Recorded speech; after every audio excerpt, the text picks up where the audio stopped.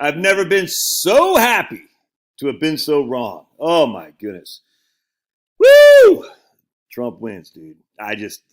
This is just phenomenal. I am so stoked. I see Justice Thomas retiring ASAP, going to his greater reward as a freaking legend. I think Sotomayor said she was going to retire. She probably won't now. She'll probably stick it out, try to stick it out.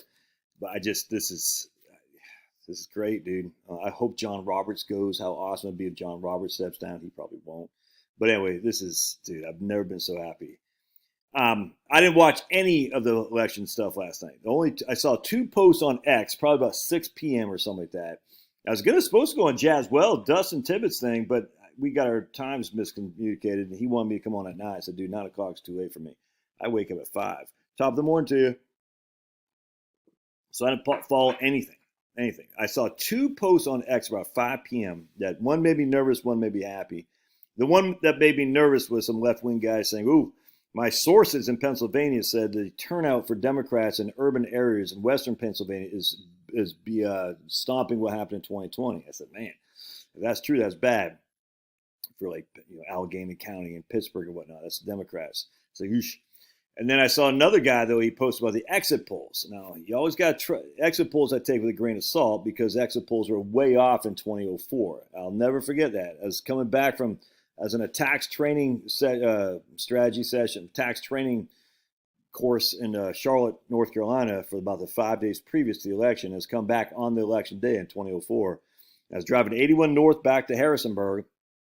I was listening to Sean Hannity talk about the election results, and this is about probably 5 p.m., and you could just hear his voice change. It went just depressed when the first exit polls came out. And the exit polls just simply, they go up to someone after they voted, they say, what's your deal? They say, what's your top issues? Who'd you vote for? That's all an exit poll is. Now, in this day and age, it's harder to conduct thorough exit polls because we have so many people that voted in advance, like I did. So the exit polls just say, what is your top issues? And the exit polls that they showed came in 70-30. The top issues were the economy, 70-30.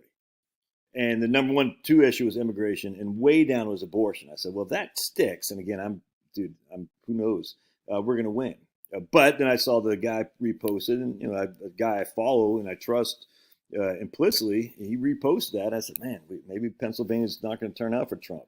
But I didn't know. I said, that's what I said. So I don't know, man. I don't trust any of these polls. I like Rasmussen. I like my man, People's Pundit, was a guy's named Rich Barris. But I've seen other polls. I say, I don't like them, but I'm not going to go with just because I like the poll. I'm going to go with them. Anyway, so I woke up this morning. I was like, man, so I woke up about 5. I usually get up about 5:30. So I woke up about 5, and I'm like sitting there thinking, I can't go back to sleep. I'm sitting there thinking, man, do I dare? So finally, I said, okay, let's see. I looked at, I was convinced in myself that Harris was going to win. You know what I'm saying? That's how you do it if you're a cautiously pessimistic person. Just FYI, I'm cautiously pessimistic on almost everything I do. I prepare for the worst because I'll never forget when the Patriots were playing the Giants. It's like, dude, we're 18-0. The Giants, I think, were like 9-7 that year going into the Super Bowl. I said, we're going to win this. And when they lost, it hurt, dude. It still hurts to this day. I don't like that feeling. So I always say, okay, let's assume that our guys lose. That way, when they do lose, you're not as taken aback. You see what I'm saying? Now, in this case, with the Harris stuff, with the polling, I said, we got evidence that this is going to be a tight race with the polls. Now, the polls happen to be wrong, but we didn't know that. We don't know going in. Now, some polls are right, but Rasmussen was way off in 2022, and they were way off in, I think it was 2012. 2012 and 2022, they're way off. Trafalgar was way off as well in a couple of these times. Sometimes they're on, sometimes they're not. So I don't want to just say, I'm supporting that guy because his polls agree with me. I don't want to be that guy. I want to assume the worst, which is also what I do in my financial planning, by the way. You assume the worst. That way, if it's better, and hopefully it will be better, most likely it will be, you have joy that arises from that. You see what I'm saying? But if it's not better, you're prepared for the worst. You're prepared for the worst and you pray for the best. I just think that's a good way to live. I just do. Anyway, the point, you certainly don't just cherry pick. Oh, that guy's my guy. I'm going to go with that guy. That guy's not my guy. I'm not going to ignore what he has to say. That's what liberals do, dude. They literally bought hook, line, and sinker this Iowa poll. And I was like, dude, the Iowa poll is stupid. It said abortion was protecting democracy was the number one issue for Iowa voters. I said, it's just not true. I couldn't believe it. All these liberals like, oh, we're going to win Iowa. I was like, dude, you're falling for this? I couldn't believe it. That'd be like Republican. Every now and again, there'll be a Republican poll that shows New Jersey or Minnesota within spitting distance.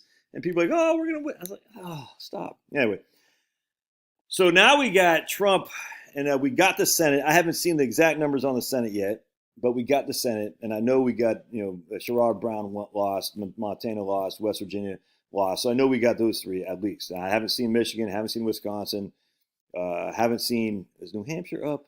I don't think New Hampshire had a Senate up. I can't remember. There's a couple other places. Oh, Nevada. I think Nevada. And Arizona. Yeah, Arizona. I haven't seen any of these places yet, so I don't know. And I'll look. I haven't seen the House. I know there's a couple Republican to Democrat flips in New York State, which bother me. I haven't seen what happened in Maine Congressional District 2. I haven't seen that. California, that could be bad because they gerrymander the hell out of that state. I just haven't seen anything. So as we sit here today, we know Trump wins, and we know we have a majority, a decent majority in the Senate too, which means all his judicial appointments will go through. That's just huge. I know Maine did not vote for the stupid change of the stupid state flag, which is just, I wish Minnesota would put it up for a vote.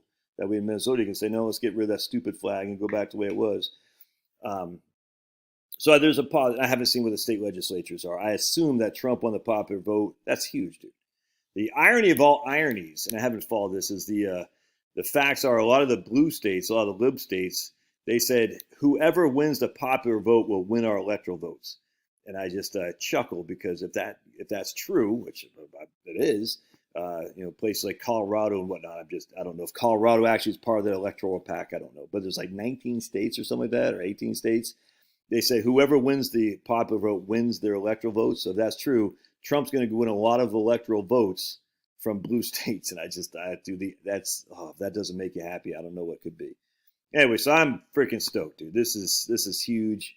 I just only scratched the surface of what, I haven't looked at any of the amendments, any of the state legislative issues, haven't looked at any of the state legislatures yet, but Trump won and he's got a Senate too. And, obviously want the House. I mean, obviously that's a big deal. Don't get me wrong. It'd be awesome to get the House, but this is good. No two ways around it. This is good. And I could not be happier. So way to go, Trump. MAGA, baby. I just saw he won. He only won 18% of the black men vote, which I thought was disappointing. I thought he'd win about 25%. I think he won 45% Hispanics, which is huge, dude. It's huge. He won the white women vote by 2/3 or something like that. Something like that. I don't know what it is.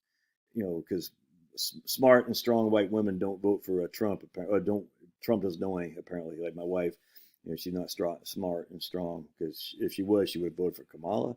Kamala didn't give a concession speech like Hillary didn't, and what the hell's up with that? And that's just, I don't know, whatever. I'm so stoked. All right.